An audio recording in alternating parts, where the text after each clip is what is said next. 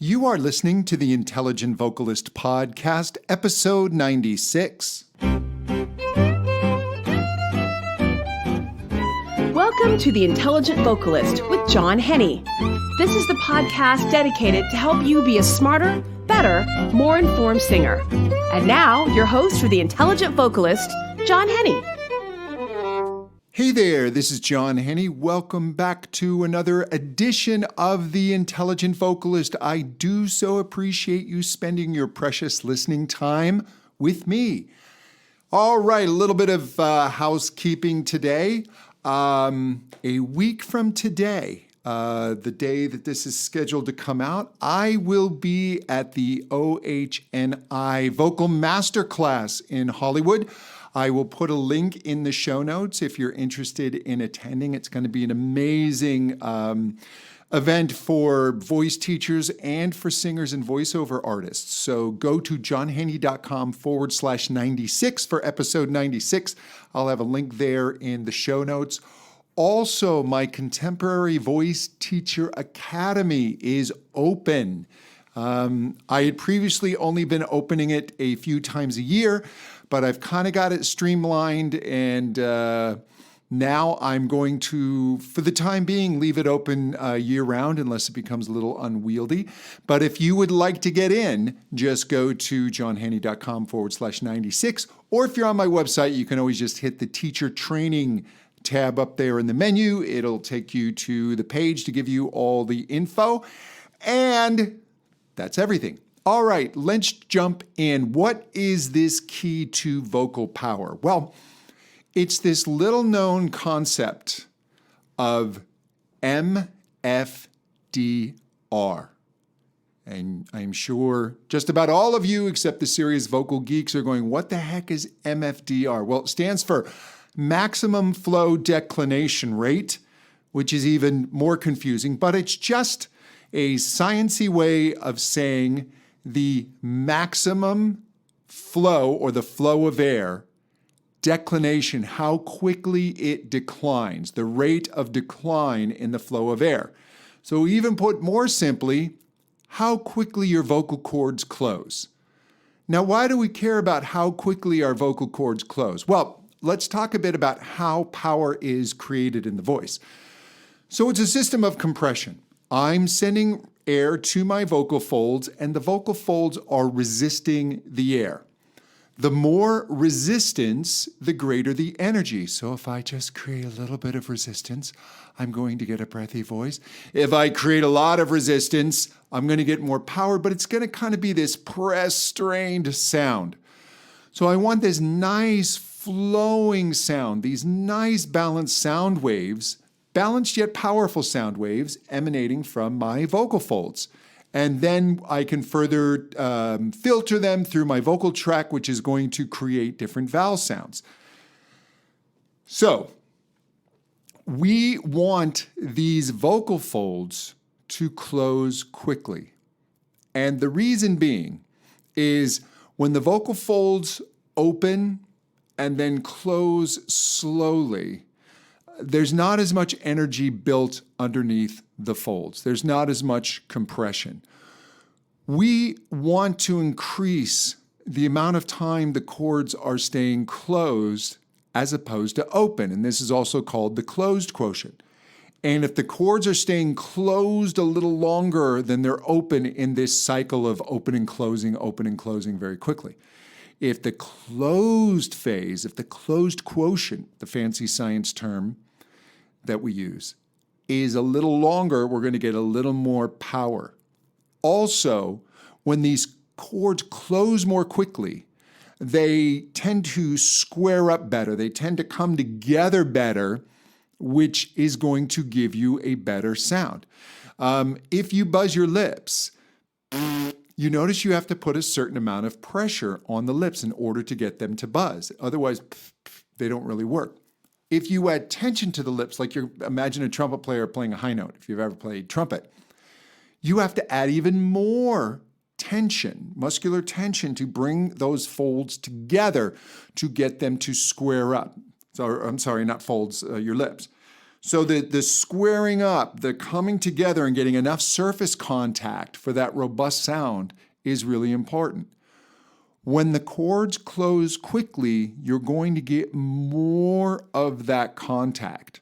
So if we put it on a graph, we have like a little hill if we're charting the chords opening, and we draw up as they open. It looks like a little hill going up.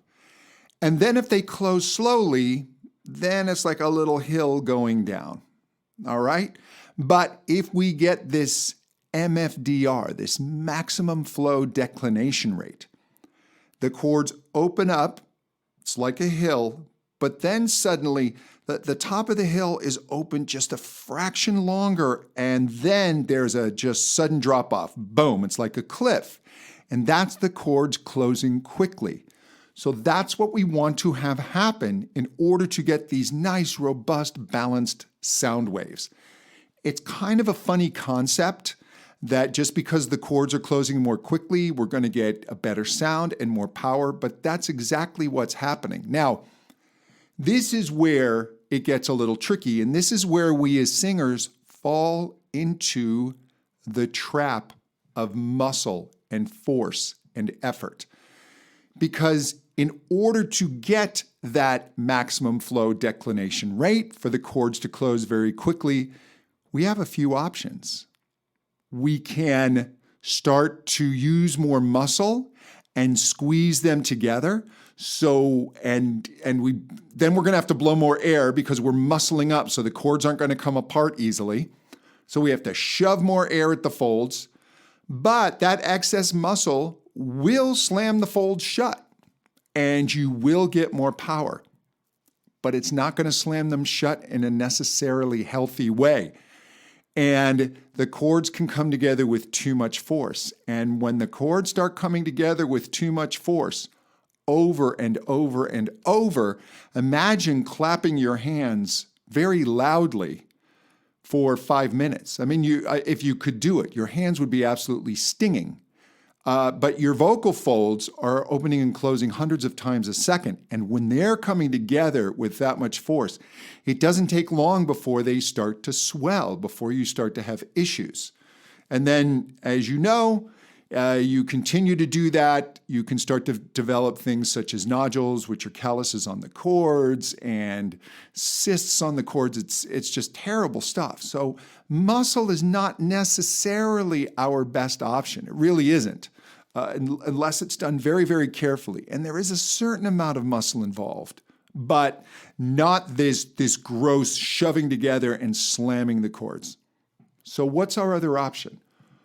Well, our other option is to utilize something called inertive reactants, which now is another crazy idea, all these science terms. But this one basically means that the air above the vocal cords have an inertance. In other words, they're a little lazy. They don't feel like moving. So when this pressure is building up above the vocal folds, when the pressure is building underneath the vocal folds, and then the cords pop open, if the air above doesn't want to move right away, then what happens is the air rushes in between the vocal folds, this energized air from below that you've compressed. But there's a little resistance from the air above. It's been sitting still, and it weighs something. It doesn't want to move right away. So this air between the folds is trapped. And meanwhile, more air is coming to join it. So the vocal folds are pushed apart even more. And then finally, when the air above gets the memo and decides to move, then the air rushes up, the energized air. And then the cords, because there's an elastic recoil and this pressure has been building up with the vocal cords being pushed open, they, boom, come together very quickly, so we get this maximum flow declination rate. But the great thing is we've done it with acoustics. We've done it with the sound waves themselves, with the air itself, and not with muscle. So how do we get this sluggishness in the air above? How do we increase that so that we can increase the resulting MFDR, the resulting power? Well, the best way to do it is through vowels. And if you've been listening to my podcast a lot, you know I love me some vowels. So if we get the vowel balanced properly and we align our resonators, our throat resonator and our mouth resonator, with the sound wave in an optimal way, here's what's going to happen. There's an energy boost. And when we get this energy boost, an energy boost of acoustic energy, we shape our resonators in such a way that certain parts of the sound wave become enhanced, excited. There's more energy. And the energy flows out your mouth toward the listener, but the energy also reflects back down towards the vocal folds. And what this does, this energy coming back, imagine you are swimming in the ocean and you are deciding to swim to shore. There are waves coming to shore that are going to push you along. However, there's also the force of the waves coming back in towards the ocean. And those are going to fight against you. And that energy coming back is going to make that air above the vocal cords, it's going to make it even harder for them to move initially. There's going to be even more delay, which is then going to create more pressure between the vocal folds as they're open and those energized air molecules come in. Well, now there's even more inertive reactants. There's even more resistance from the air above the folds. So the cords are pushed open even a little bit more. There's a little more delay so that when the air finally does move, bang, you get that really strong MFDR. Now, I know this is a ton of science coming at you. So let's see if we can recap this in a really simple way. You're compressing air underneath your vocal folds. That air is becoming squished together. Energy is building. At a certain point, the pressure builds to where the vocal cords open. So open they do, and the energized air now goes to rush out. But if you've set everything up right, and if you have a really good vowel, those sound waves reflect back down to the vocal folds. The energy's coming back towards you. And when that energy is reflecting back, now the sound can't rush through the vocal cords as quickly. There is a resistance. So the vocal folds are pushed open even more. More energy's built because there's this elastic recoil. It's like pulling a rubber band further and further, or a slingshot. You're building more energy within the folds. And so they are going to boom. They're going to close very quickly, but they're not going to slam. They're not going to slam the way they do with muscle. There's this little cushioning effect of the air as it goes through. It's so subtle. It's such a tiny thing, but it makes, listen to my voice break, but it makes all the difference in the world. And you are able then to get this quick closure, which then increases the closed phase, increases how long the cords are staying open and the pressure building underneath, and it also brings the cords together in a more optimal way. And all of this combines to give you a sound wave that is vibrant yet balanced. Because when you do it through muscle, the sound wave itself, the fancy word is source harmonics, but the raw material coming from your vocal folds that's then going to be filtered through your throat and mouth resonator, that raw material is not so optimal. It's actually going to sound steely. It's not balanced. It's going to sound steely, squeezy, shouty, strained. Not that you can't do that as a vocal artist, and if that's what you choose to do, and if that's the sound you want to do, then go right ahead. But just understand what it is that you are doing and understand that it is stressful on the voice, so you don't want to be doing it all the time. You certainly don't want to be doing it by accident. You certainly don't want to make that the only way you can get more power. So by balancing your resonators, your vocal tract, by getting that balance, by forming an optimal vowel, the energy reflects back. The reflective energy keeps the chords open more because there's that sluggishness in the air. It's like an LA traffic jam. And then the chords come together really nice and cleanly. You get that better MFDR, maximum flow declination rate. I feel so smart even just saying that. And you end up with power. And when I work with students, when we're able to get into this spot and we tune the vowel in such a way that that inert of reactants is occurring and you're getting that sluggish air and you're getting that really good MFDR, they often look at me and just say, oh my gosh, that's so easy. It becomes so easy. You don't feel stress. You know, people will say, oh, I want to sing without tension. Well, there's no such thing. There has to be some amount of tension in order to create sound. But it's not excess tension. It's a balanced tension. And you, the singer, it feels almost effortless. It really does, because rather than you using muscle in order to get the MFDR, you are utilizing acoustics and sound to get it. And it's a completely different experience. It really is. That's why I encourage singers to really understand vowels and learn to tune vowels and learn to balance the resonance. That's your secret to power. It's not shoving more air. Although if you're not using enough air, you do want good airflow, but there's no magic. You don't need to develop these muscles to shove more air. And it's certainly not using more muscle at the vocal fold. It's adjusting your vowels. It's tuning your vowels. So get out there and become a vowel nut. Learn vowels, learn how they work, find them in your voice, learn to tune them, learn to adjust them.